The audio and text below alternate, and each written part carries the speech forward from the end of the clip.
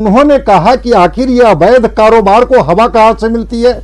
अवैध कारोबार जब होता है तो उनको संरक्षण कहां से मिलता है, और जो संरक्षण देने वाले लोग हैं जरा उनकी संपत्ति की जांच करा ली जाए, पता चल जाएगा कि उनके पास इतनी संपत्ति, इतना धन आया कहां से।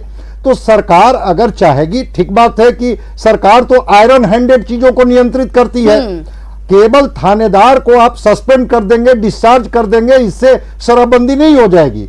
शराबबंदी के लिए कहीं ना कहीं से जो ऊपर के अधिकारी हैं उनको भी रिस्पांसिबल बनाना होगा। डीएम क्या कर रहे हैं, ये तमाम अधिकारियों को क्यों ना अकाउंटेबल बनाया जाए, क्यों ना, क्योंकि कमिटमेंट इनका भी होता है। बिल्कुल, देखिए, सिर्फ शपथ लेने से बदलाव नहीं होगा, शपथ लेने से पूर्ण शराबबंदी सफल नहीं होगी। नीतीश के सपने को चकनाचूर कौन कर रहा है, ये सवाल का जवाब आना जरूरी है ताकि अगली कोई मौत सामने ना हो। हमारे साथ आजमी बारी जी जुड़े हुए, नेता कांग्रेस। आजमी बारी जी, शराबबंदी लागू होना, इसके पीछे की सोच सभी मानते हैं कि बहुत अच्छी रही, सभी चाहते हैं कि बिहार तरक्की के राह पर आगे बढ़े, लेकिन आखिर वो कौन सी बड़ी वजह है जिस वजह से ये सफल नहीं हो पा रही? सिर्फ विपक्ष के नाते नहीं, बिहार की आवाम के हित में जवाब दीजिएगा।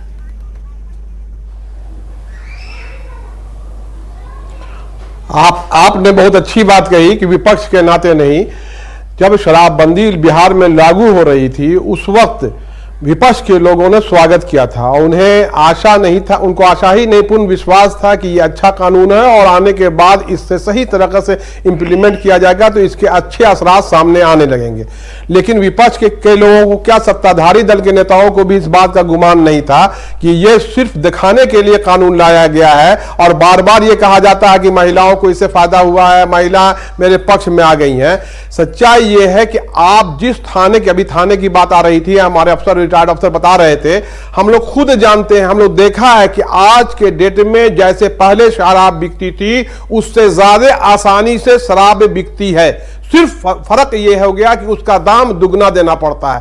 कल मैं नेवरा थाने के पास था, बाज़ाब्ते थाने के बगल में, नेवरा थाने के बगल में मैंने देखा कि शराब बिक रही है और उसको लोग बेच रहे हैं। और मैंने जब पूछा कि भाई इतना खुल्लम खुला, तो कहा कि जब आपको जहां जरूरत हो, जिस क्वालिटी की जरूरत हो, मैं वहां पहुंचवा दूंगा, सिर्फ आपको दाम ज्यादा लाना पड़ेगा। और दूसरी अहम बात है कि आप शराब कानून लाए, किसके जरिए शराब कानून को इंप्लीमेंट कराएंगे, किसके जरिए आप कराएंगे? आप थानेदारों का तो रेट फिक्स कर दिया है, जितने थानेदार आप पोस्टिंग कर रहे हैं उनका बाज़ाब्ते हर जगह फिक्स है। जब फिक्स रेट है उनका, वो रेट दे के आ रहे हैं, तो आखिर कहीं से निकालेंगे कि नहीं निकालेंगे?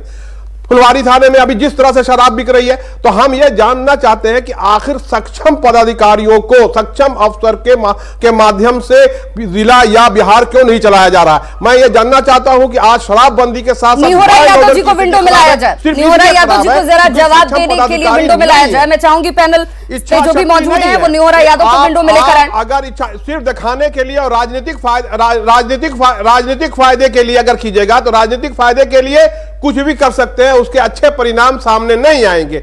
आपको इच्छा शक्ति करनी होगी, अच्छे अफसरों की पोस्टिंग करनी होगी, और जब अफसर अच्छे पोस्टिंग होगी तो हम आशा ही नहीं, पूर्ण विश्वास है कि यह कानून लागू होगा। लेकिन जिन अफसरों के माध्यम से लागू करना चाहते हैं, कभी जिंदगी में नहीं हो सकता है कि ताकि वो पहले से दे के आए हैं और उनको इस बात का एहसास है कि हमको जरूरत है कि मैं कहीं पेमेंट करके आया हूं, कहीं रिकवरी करनी है, तो रिकवरी करने का सबसे अच्छा तरीका शराब है। शराब के माध्यम से वो रिकवरी करना चाहते हैं और रिकवरी कर रहे हैं।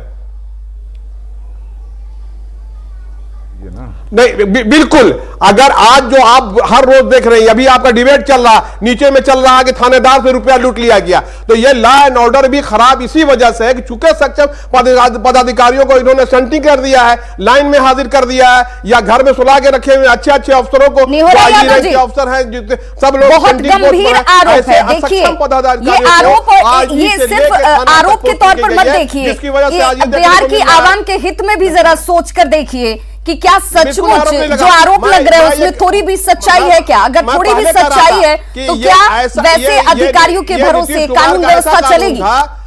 नीतीश कुमार का यह ऐसा कानून था जिसके आने की वजह से नहीं, इसके आने की वजह से पूरी जनता में खुशी थी, विपक्ष भी विरोध नहीं कर रहे थे, विपक्ष भी चाह रहे थे कि ये अच्छा कानून है और इसमें उन लोगों को सपोर्ट करने की बात हो रही थी। लेकिन दुर्भाग्य कहिए कि नीतीश कुमार की इच्छा शक्ति नहीं थी, सोच नहीं थी, सिर्फ राजनीतिक फायदा के लिए मैसेज देना चाहते हैं, हर बात में मैसेज, हर बात में मैसेज। जब खाली मैसेज की राजनीति कीजिएगा तो मैसेज से सरकार नहीं चलती है, सरकार इच्छा शक्ति से चलती है, सरकार अच्छे अवसरों से चलती है। लेकिन ना यहां इच्छा शक्ति है, ना अच्छे अवसर है और भ्रष्टाचार व्याप्त है पूरे बिहार में, जिसकी वजह से आज ये दिन बिहार को देखना पड़ रहा है। निहोरा Yadav ji, law and order की स्थिति भी इतनी खराब हो चुकी है जिसकी वजह से आज निहोरा यादव जी अब तक आवाज हमारी पहुंच पा रही है। सरकार को चलिए आजमी जी, निहोरा जी से ही जवाब ले लेते हैं, निहोरा जी से ही जवाब ले लेते हैं। निहोरा जी, बहुत गंभीर आरोप आपके ऊपर हैं, क्या सिर्फ मैसेज की राजनीति आप कर रहे हैं? अगर आप मैसेज की राजनीति नहीं कर रहे तो फिर अक्षम पदाधिकारियों की पोस्टिंग क्यों? वो पदाधिकारी जिनके सामने शराब बिक भी रही है, मिल भी रही है, वैसे पदाधिकारियों पर कार्रवाई क्यों न हो? टेंटेड लोगों को, जिन पर दागी है, जिन पर केसेस हैं, आपने एक थाने से उठा के दूसरे थाने में पोस्टिंग किया है। ऐसे कई पदाधिकारी